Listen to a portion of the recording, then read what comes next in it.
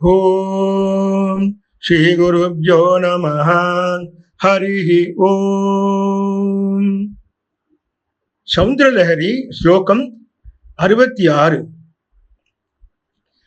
விபஞ்சா காயந்தி விவிதமபதானம் பசுபதேஹ त्वयारब्धे वक्तुं चलितशिरसा साधुवचने तदीयैर्माधुर्यैर्रपलपिततन्त्रीकलरवां निजां वीणां वाणी निचुलयति चोलेन निभृतम्. ஓம் குரு பிரம்மா குருர் விஷ்ணு குருர்தேவோ மகேஸ்வரः குரு சாட்சாத் பரபிரம்ம தஸ்மை ஸ்ரீ சத்குரவே நமः. சத்குரு பாதாரவிந்தேபியோ நமோ நமः. சௌந்தர்யலஹரி 66வது ஸ்லோகத்திலே அம்பிகையினுடைய குரல் எவ்வளவு இனிமையாக இருக்கு அப்படிங்கிறத பத்தி இங்க வர்ணிக்கிறார். இந்த ஸ்லோகத்தை முதல்ல பார்ப்போம். விபஞ்சா காயந்தி விவிதமபதானம் பசுபதே. இதுல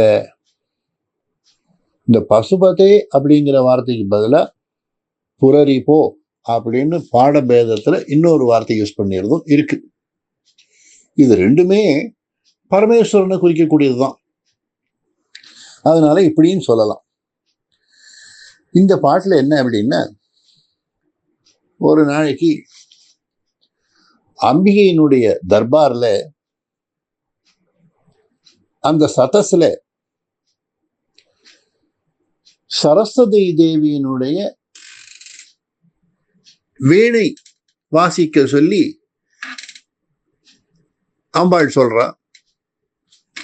சரஸ்வதி தேவி வீணை வாசிப்பதோடு அல்லாமல் அந்த வீணை வாசிக்கும் பொழுது அதற்குண்டான பாட்டையும் தன்னுடைய இனிமையான குரலில் அழகாக பாடிக்கொண்டே வாசிக்கிறாள். சரி, என்ன பாட்டு, அவ என்ன ஒரு பாட்டை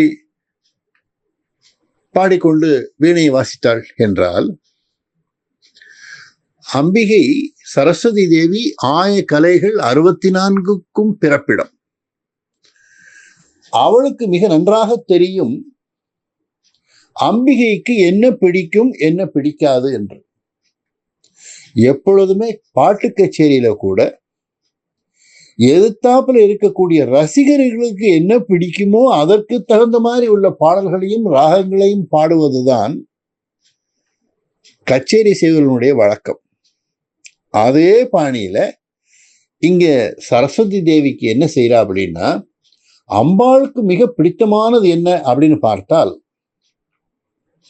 பரமேஸ்வரனுடைய பெருமைகளை பற்றியும் அவர் செய்த லீலைகளை பற்றியும் அவர் போர் புரிந்து வெற்றி வாகை கொண்ட விஷயங்களை பற்றியும் உள்ள விஷயங்களை பாட்டாக பாடினால் அம்பிகைக்கு மிகவும் பிடிக்கும். அதனால அப்படிப்பட்ட விஷயங்களை எல்லாம் படிச்சால் அதை வீணையில வாசிச்சு காமிச்சா அம்பாளுக்கு பிடிக்குமே அப்படின்னு மகா புத்திமதியான சரஸ்வதி தேவிக்கு தெரிந்து விட்டது. அதை என்ன செய்யறா, சரஸ்வதி தேவி தன்னுடைய வீணையில் வாசிக்கின்றாள். இந்த வீணைக்கு, சரஸ்வதியினுடைய வீணைக்கு பெயர் கச்சபின்னு பேர். நாரதருடைய வீணைக்கு மகத்தின்னு பேர். தும்புருவின் வீணைக்கு பேர் கலாவதின்னு பேர். இந்த அம்பிகையினுடைய சரஸ்வதியினுடைய வீணை இருக்கே, அதனுடைய அந்த குடம் பகுதி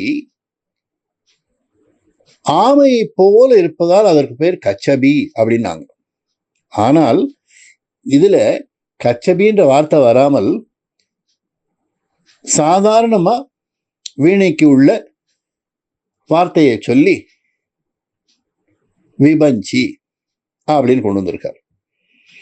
ஆக அதைத்தான் லலிதா சகஸ்ரநாமத்துல நிஜ சல்லாப மாதுரிய வினிர்பசித கச்சபி அப்படின்னு சொல்றோம். கச்சபிங்கிறது சரஸ்வதி தேவியினுடைய வீணை. ஆனால் இந்த பாட்டுல என்ன சொல்றார்? விபஞ்சியா காயந்தி அப்படின்னு, விபஞ்சி அப்படின்னு பொதுவாக வீணை அப்படின்னு சொல்றார். இப்போ அந்த வீணை வாசிக்கும் பொழுது பரமேஸ்வரனுடைய பெருமைகளை எல்லாம் இவள் பாடிக்கொண்டே வரும் பொழுது அந்த வீணையின் இனிமையையும் அம்பிகையினுடைய கடாட்சத்தின் காரணமாக சரஸ்வதி தேவி வீணையை வாசிக்கும் போது அந்த வீணையிலிருந்து வெளிப்படக்கூடிய சப்தத்தின் இனிமையும் ஒன்று போல ஸ்வர ஒலி ஒரே மாதிரியாக இருந்தது. சரஸ்வதி நாத சப்த ரூபிணி, அதனால்தான் அவள் வீணையில் அக்ஷர ஒலியுடன் கூடிய ஸ்வரநாதம் கேட்கும். எனவேதான் சரஸ்வதி வீணையில் பாடுவாள் என்று ஏற்பட்டது. சரஸ்வதி வீணையில் பெருமையுடன் பாடுகிறாள். தேவி அதனால் மகிழ்ந்து தலையை அசைக்கின்றாள்.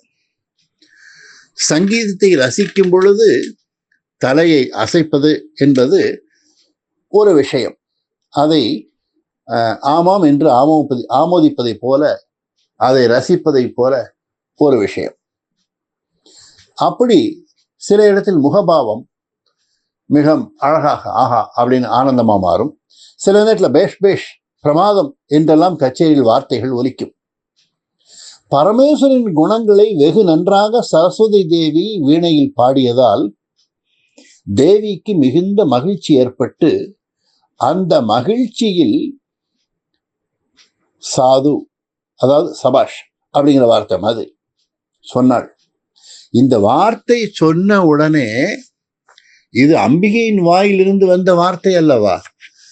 அந்த வார்த்தையினுடைய அந்த சப்தமானது, அந்த இனிமையானது சரஸ்வதி தேவியின் வாயிலிருந்து வந்த பாட்டின் இனிமையை காட்டிலும் சரஸ்வதி தேவி வாசித்துக் கொண்டிருந்த வீணையின் நாதத்தின் இனிமையை காட்டிலும் அதிகமான இனிமையுடையதாக இருந்ததாம். அப்படி அந்த வார்த்தையை கேட்ட உடனே சரஸ்வதி தேவி என்ன செஞ்சா, இவ்வளவு இனிமையான வார்த்தைகள் வரும்போது நம்முடைய பாட்டும் இந்த வீணையின் சப்தமும் இதற்கு ஈடாக நிற்க முடியவில்லையே அப்படின்னு நினைச்சு, அப்ப இதை பாடித்தான் என்ன பிரயோஜனம் அப்படின்ற மாதிரி நிறுத்திவிட்டான். உடனே தன்னுடைய வீணையை கவர்ல போட்டு மூடிவிட்டான். அப்படிங்கிற மாதிரி இந்த ஸ்லோகத்தை அமைச்சிருக்கார். இதே விஷயத்தை நம்ம அபிராம பட்டரும் அபிராமி அந்தாதியிலே சொல்லுகின்றார். தன்னுடைய 70வது பாட்டிலே கடம் பாடவியல் பண்களிக்கும் குரல் வீணையும் கையும் பயோதரமும் அப்படிங்கிற வார்த்தையாலும், 86வது பாடலிலே பாலையும் தேனையும் பாகையும் போலும் பனிமொழியே அப்படின்னு சொல்லி அம்பாளை புகழ்கின்றார். இதே மாதிரி காளிதாசன் தன்னுடைய மந்திர மாத்திருக்கா ஸ்தோத்திரத்தை சொல்றார். நகமுக முகரித வீணாம் நாத ரசாஸ்வாச நவநவ உல்லாசம் முகமம்ப மோதயது மாம் முகமம்ப மோதயது மாம் முக்தா